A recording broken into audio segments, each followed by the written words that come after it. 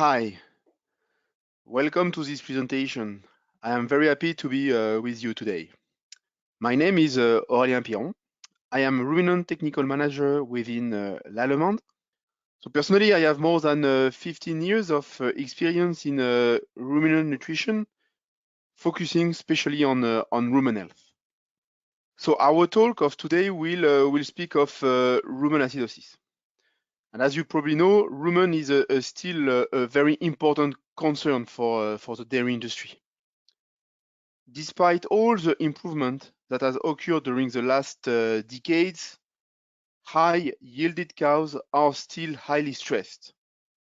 And as you probably know, the rumen ecosystem is in many times still very challenged. Our discussion today will be almost divided into two parts. The first one, we will describe what is the impact of rumen acidosis in the rumen, but also in the animal behavior and performances. This metabolic trouble is affecting your profit and performances. And this will be at the end very important for your income. Second, we will go through some practical tips that can really help you to mitigate acidosis in your herd. We will be covering several aspects from feeding and nutrition.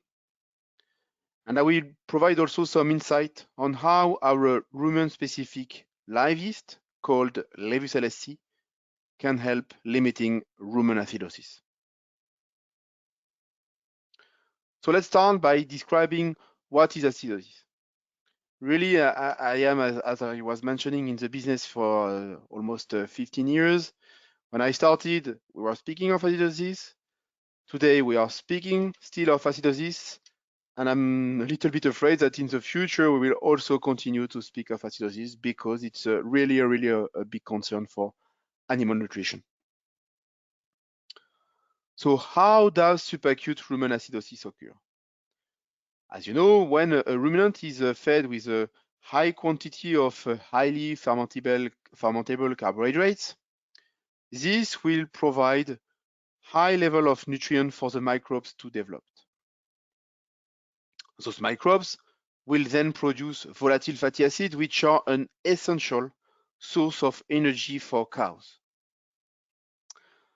But then we will see also the development of very specific bacteria. One of them is Streptococcus bovis. And those bacteria are producing a strong acid, which is lactic acid, lactate. And this will lead to a depression of the rumen pH. Normally, cows are having, or ruminants are having a well-developed rumen. They will have other type of bacteria, like Megasphaera elsdeni, which are able to consume lactic acid and keep, let's say, the balance under control. But then when the rumen pH is getting lower than 5.8, the rumen ecosystem is highly affected. Cows are what we call under subacute rumen acidosis. And this will have a big impact. This will lead to the death or the reduction of the activity of specific bacteria, like the cellulosic ones. Rumen motility will be affected, and this will reduce the rumination. As long as the rumination is reduced, the saliva production is decreased. And you know, like me, that saliva is very important because it will provide many buffering compounds. So a poor rumination and a poor saliva production is limiting the buffering capacity of the rumen. So a cow is considered under SARA when rumen pH is below 5.8 during almost 3 to 5 hours daily. But then, when a cow's or when the rumen pH is going below 5.5, the cows are under acute acidosis. This can lead to, or this can be during almost all the day. And in this particular condition, we have a very complete, almost a complete shift of the rumen ecosystem with a depression of Streptococcus bovis, and development or other type of bacteria which will be producing a huge amount of lactic acid, and this can be leading to the death of the animal. You have to know that the rumen pH is something which is dynamic. What does it mean? It means that it fluctuates a lot during the day. Why? Because especially of the eating and the ruminating behavior of the animal, but also because of the volatile fatty acid absorption. So as I was mentioning to you, the subacute rumen acidosis is when the rumen pH is below 5.8 during 3 to 5 hours, whereas an acute phase of acidosis is when the rumen pH is below 5.5 during almost all the day. What is the prevalence of subacute rumen acidosis across the world? As you can see on the slide, several studies evaluated the occurrence of subacute rumen acidosis within lactating dairy herds. And as you can see, from 10 up to 50% of the cows can be under SARA at any given time. And what is interesting on this graph is that it demonstrates that in many countries with different diet profile, you see we can have some corn silage-based diet in Italy, for example, but also in the US, from let's say ration with a higher level of grass silage inside, like Netherlands, or even pasture, like in Ireland. And in any case, we'll have some problem of SARA, which is still very significant. What is the effect on the subacute, on the rumen, sorry? And we know that the low rumen pH is affecting, in general, the rumen. What you have to know is that a rumen is first a muscle that is moving several times per minute. And we know that low rumen pH will depress the rumen motility.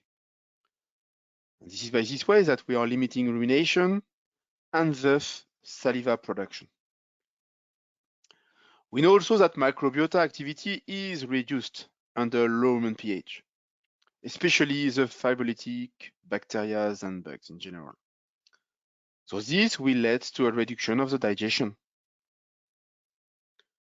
What we know also is that the rumen epithelium is also affected. As you can see on those two pictures, here we have a damaged rumen wall, as you can see here in the white area. This is due to acidosis. And we cannot expect the same absorption from this rumen compared to the other one that you see here, where the rumen papillae are very healthy with a maximum absorption capacity. So this inflammation is very important in the rumen epithelium. And in the worst case scenarios, some bacteria can enter into the bloodstream through ulcers in the rumen, and then it can lead to liver abscesses.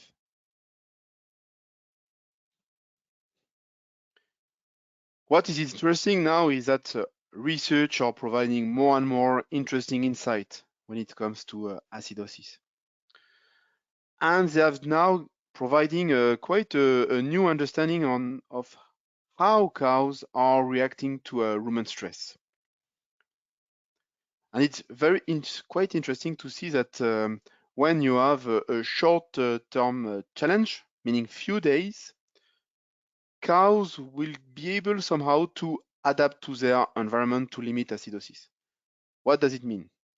It means that they will ruminate longer, and especially on the day 2 after the challenge, they will eat longer particle, as we can see on the slide, and somehow they will react to fight somehow against this trouble. So in a short period of time, the cow is able to adapt. When the challenge is longer, I am speaking here about weeks or even months with a high level of starch into the diet, research have demonstrated that the rumination decreased, is almost very low, lower than 400 minutes per cow per day. But also cows are sorting against long particles and eating more short particles. Somehow, the system is overloaded. Cows, animals, ruminants are not longer able to adapt. They're not able anyway to fight against it. So it's quite interesting when we are reading articles to see how it is made. What we also know now is that the impact of acidosis is much wider than just rumen pH.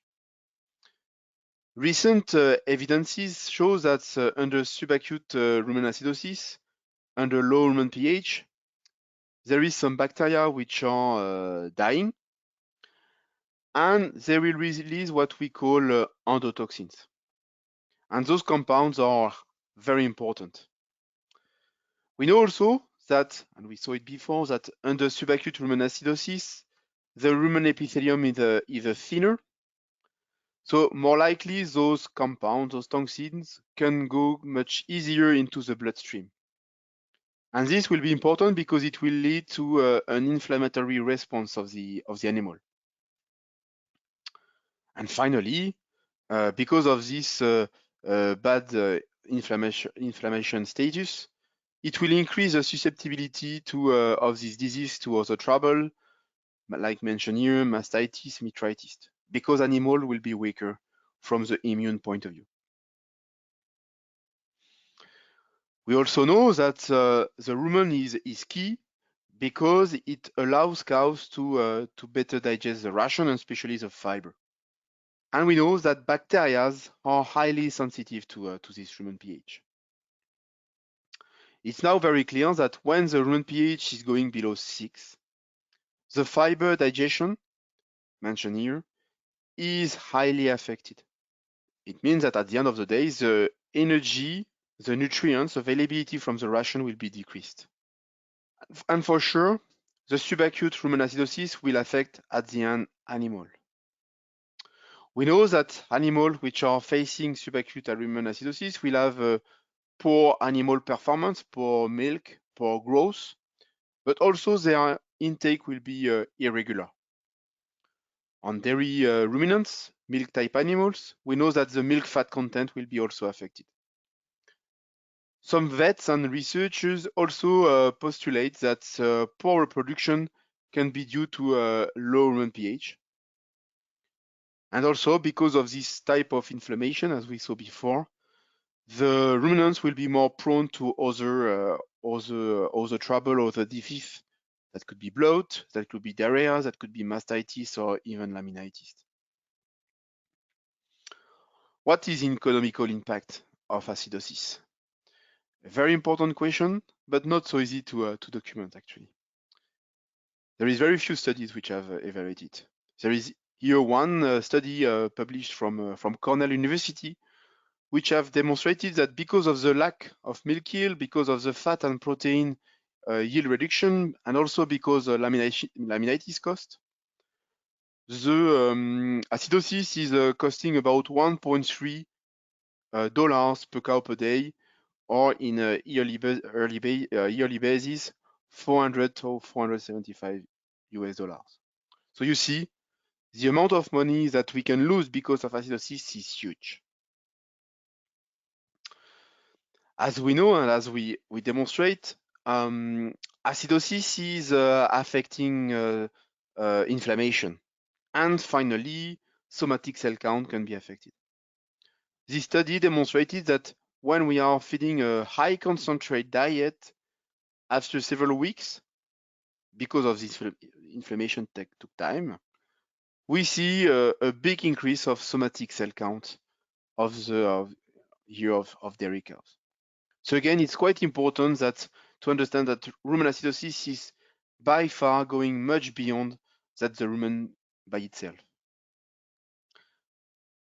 So now let's give some tips, some practical assessment discussion to how we can prevent and limit the impact of subacute rumen acidosis into your herd. First, let's have a closer look at the type of feed and acidosis. The fermentation capacity of ingredients is varying according to the ingredient type, and this will affect at the end rumen pH. For example, if we look here at some starch sources, maize, corn, sorghum are fermenting much less quicker, let's say, compared to wheat and barley, as you can see on the other side of this graph. So it means that having wheat and barley as a major source of starch can lead to a lower rumen pH. So when with your nutritionist you are balancing the diet, make sure to have a good understanding of your let's say fermentation process. So the quicker is the degradation of starch into your ration, the higher will be the risk of acidosis. And this is quite important because this will impact fiber digestibility of your forages. This table is quite interesting and has been, let's say, shared with us by Rick Grant, a famous researcher from a minor institute in the US.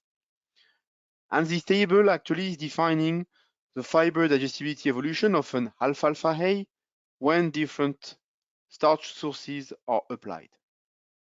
As you can see, without any starch sources, the fiber rate of digestion of this alfalfa hay is 7.1. When sorghum, with a quite a low in vitro starch digestibility, right, here as a rate, so it means no big challenge of acidosis, this will almost really not affect the rate of digestion. When we apply ground corn, which a little bit higher level of starch degradation, we'll start to see a depression of the KD, of the rate of digestion of this fiber. And finally, when we put pure cornstarch with a very high level of degradation, we are drastically affecting fiber digestibility. What is interesting to see here, it's not only related to alfalfa hay, but there is some research which have shown that we have a similar response when we have grass or corn silage. And for sure, Mr. Nutritionist, when you are affecting the rate of the fiber degradation, you will affect at the end the energy value of your feed.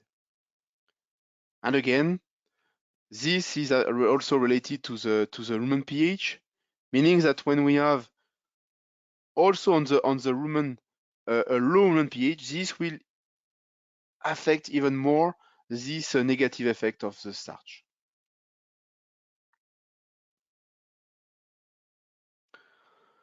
So among the practical tips that we want to cover today, diet management is something that can be somehow quite easily implemented on farm. And here I would like with you to cover several aspects of it.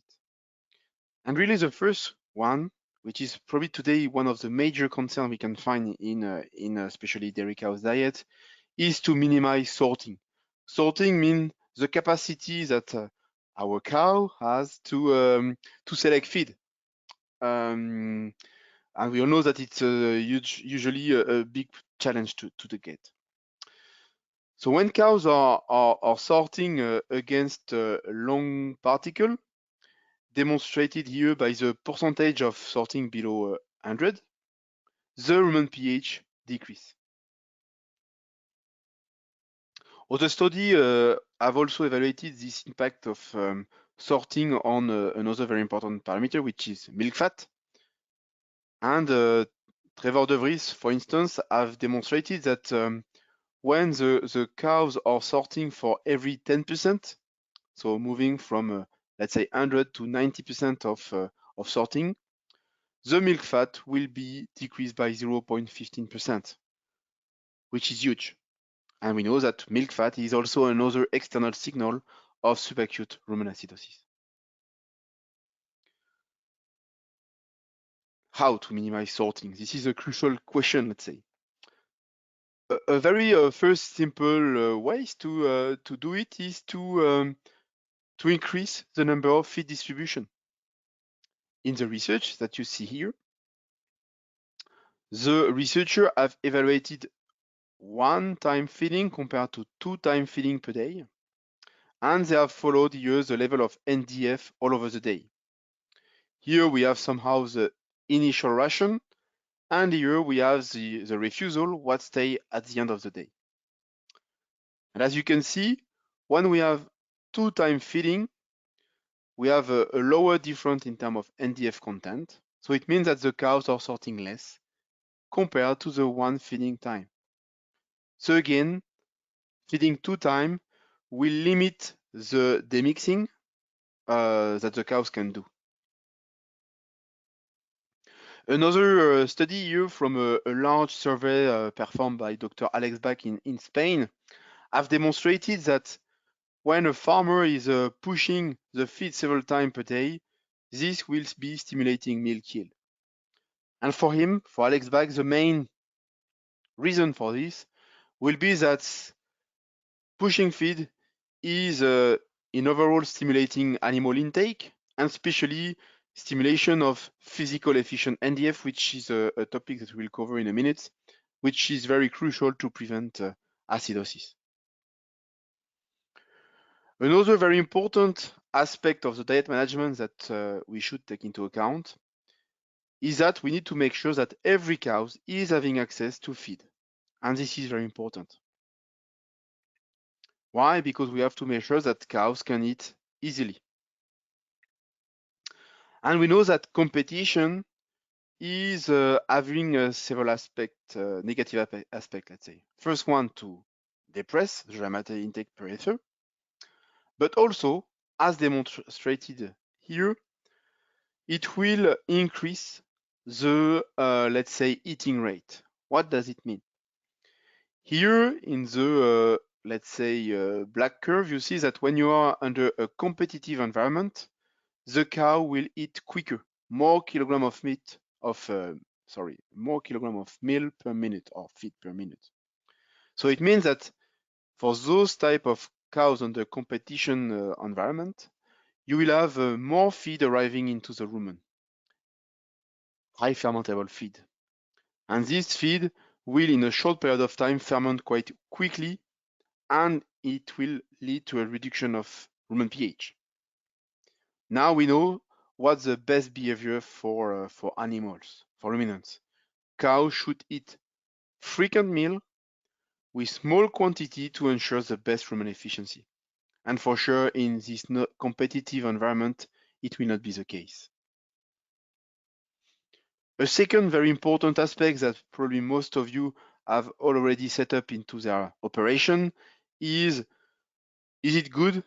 Do I have an interest to feed a TMR?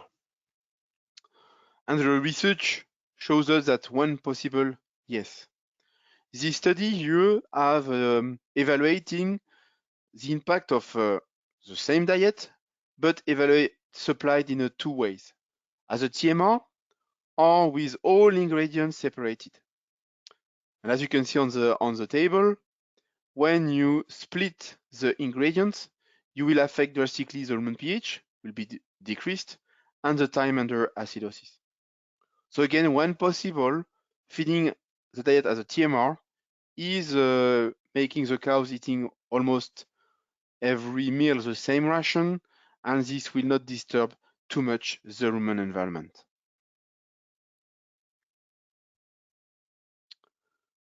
What is the most important, let's say, feed for your cow? It's not the TMR, it's the water. And it's really, really a key component for milk production, but also for the rumen environment. Here it's quite an interesting study that shows that by dilution effect, water can help limit acidosis. Here on the graph you have here, under non-acidotic condition as a control, you see a drinking event before and after will lead to an improvement of 0.15 in terms of rumen pH. Under SARA, a drinking event will have a much higher impact on the rumen pH, because you see it will increase here the rumen pH by 0.24. So again, by just a dilution effect, drinking, the fact that a ruminant will drink water will affect positively the rumen acidosis. The same study demonstrated, which is also quite interesting, that when the rumen pH is the lowest, especially during the SARA period, cow will also go to drink much more. Again, somehow cows are reacting to fight, if I can tell it like that, against acidosis by drinking more water. So ensuring into your operation a clean access to water is very, very important. Now let's speak of some, let's say, nutrition aspect. I'm sure that most of you are also probably all familiar with this nice concept, which is physical efficient NDF. This is interesting because this is based on a physical aspect, but also chemical aspect of the fiber.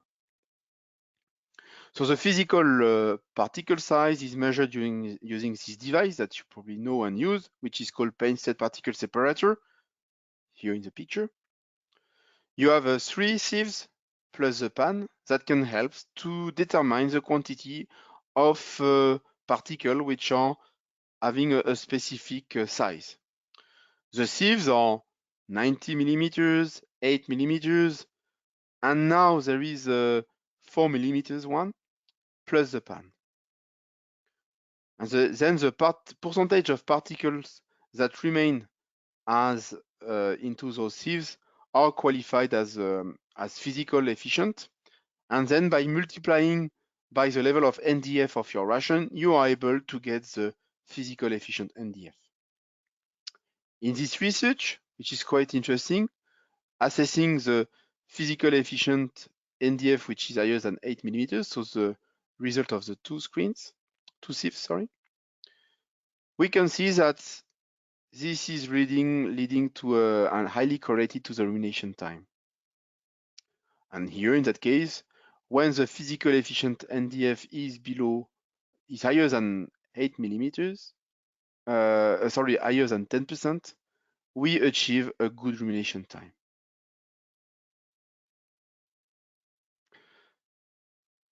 Before these 4 millimeter sieves, the researchers were using 1.80 millimeters.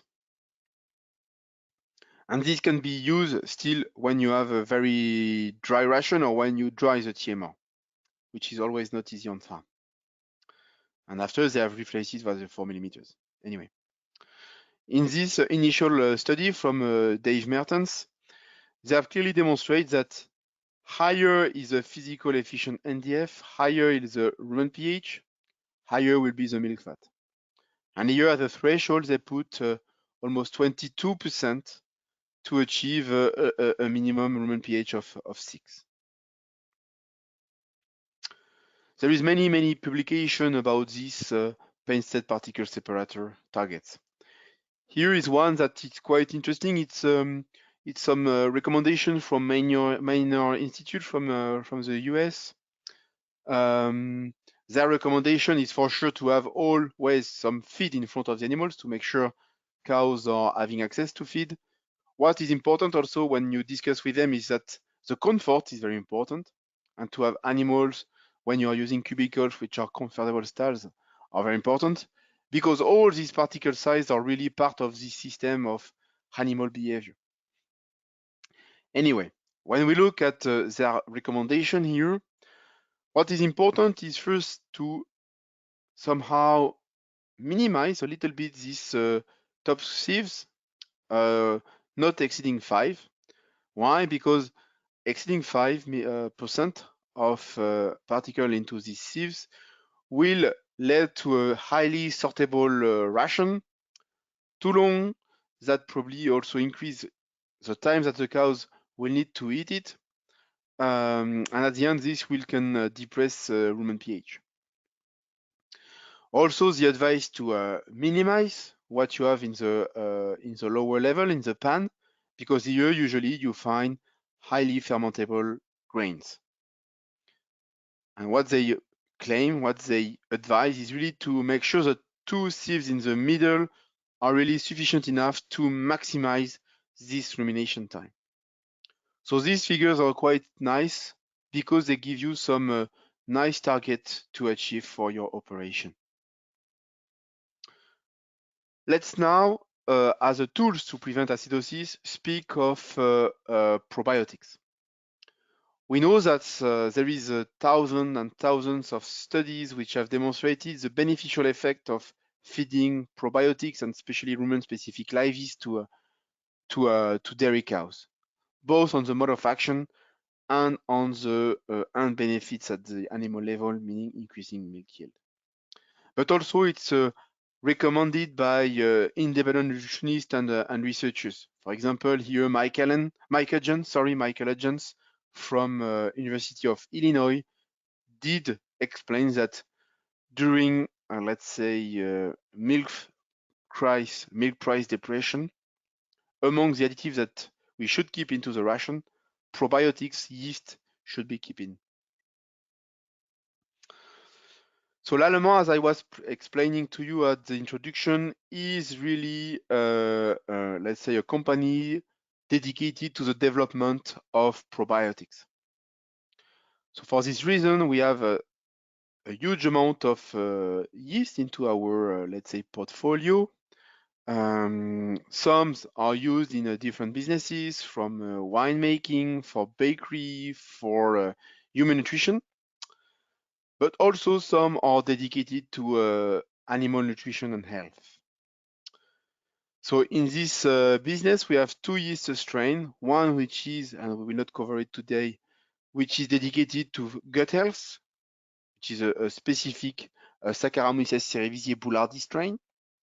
And we have another one that we will go in details today, which is called the Levucelacea, which is a rumen-specific live yeast, one with this strain number 1077, which have been selected in partnership with an external independent research institute in France here called the INRA to have this type of objectives, to improve rumen function, to optimize rumen pH, and to enhance fiber degradation. So this live yeast has been highly documented. We have now a clear understanding of its mode of action. It will first interact with the rumen ecosystem by competing with the lactate-producing bacteria, having the same substrate. We also have data showing that it will increase the capacity of the rumen and especially some bacteria to utilize lactate, like Megasphaera elzeni, for instance. So this is mainly by this way that we will stabilize and enhance rumen pH at a high level. Because it's a rumen-specific live yeast, it's also improving the rumen environment by consuming oxygen and, let's say, enhancing the anaerobic conditions, which is crucial for the rumen ecosystem. And this is mainly by this way that this live yeast will enhance fiber degradation. What is important to know is all what we have described is proven through scientific publication which are gathered into our research bibliography. So first, Levucelacea is helping to maintain a rumen pH in the optimum zone. Several studies here which have been performed in animals, in cannulated animals, or using new technologies which are able to let's say, collect data and measure precisely rumen pH. Levucelacea has been used in all these trials at the recommended dosage that which is recommended on the field. What we can tell. So first, Levucelacea, yes, is increasing rumen pH. But more important, higher is the stress, lower is the control rumen pH. So let's say more risky is the ration in terms of acidosis, higher is the effect of Levucelacea. And the effect of Levucelacea in rumen pH can reach up to half a point of rumen pH. As you probably know, the rumen pH is not something which is stable all over the day. It varies a lot. And here, as you can see, in a gray, you have a control cows or a control group of cows. As you can see, it's highly variable. When we are feed, and it's the time spent under acidosis was quite huge. In green here with Levus-LSC, we demonstrate that we stabilize at a higher level the rumen pH, leading to a reduction of this time spent under acidosis by almost 3. As I was telling you in the introduction, animal eating behavior will be affected by acidosis. And we demonstrate that thanks to this improvement of rumen pH, we are improving feeding behavior. For example, in this particular study, we increase meal frequency. But also, we affect the meal size. We reduce the meal size by 10%. And according to this researcher, this is the optimum feeding behavior. Frequent meal, but small meal. And again, this was done without affecting dry matter intake. Cows were eating almost the same ration.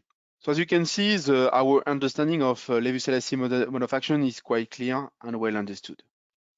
For which application? For which benefit at the animal level?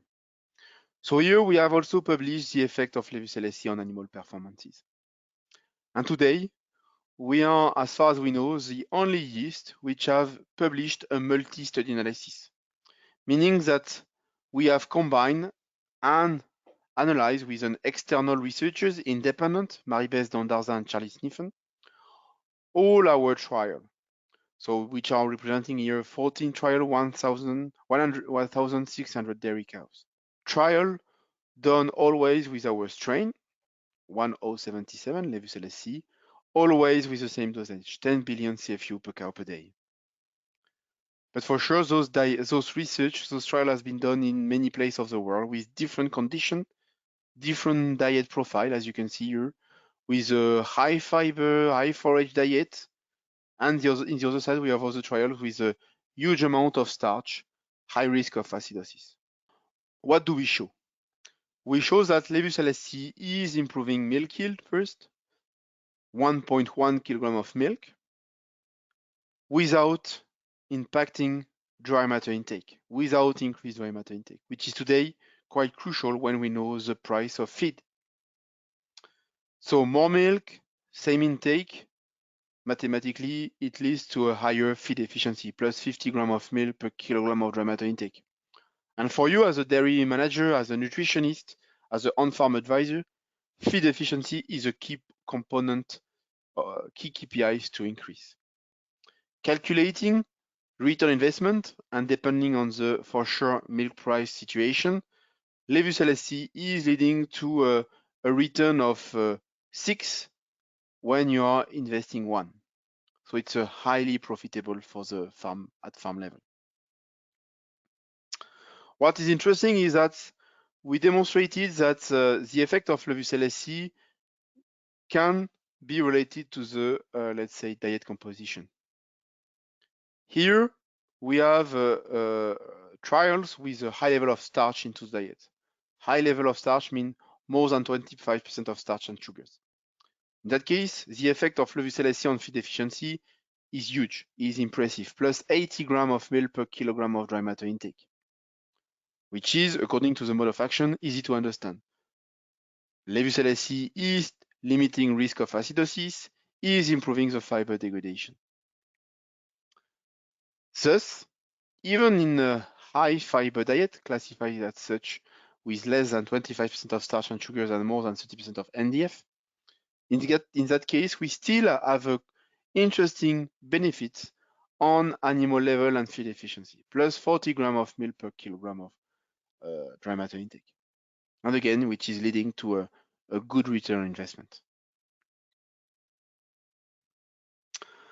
So as a take-home message, first, be aware that acidosis is still one of the major concerns we find in dairy farms. And this is not only affecting just rumen pH. This is going much beyond this rumen condition. It will affect global health, animal behavior, and finally digestion. And for sure, because of this, it will impact drastically animal performances and at the end of the day, the farm profitability. The difficulties we have, and we have to be honest on that, today it's not very easy to diagnose. We have to have holistic approach looking at different aspects of the animals, from the diet composition, but also to the animal behavior. And we know that every stress can induce acidosis. Transition, diet transition, calving, heat stress, every pen movement when you will have change in terms of animal environment will affect drastically the rumen pH of cows. What are the main tips that can help you to fight and to limit acidosis?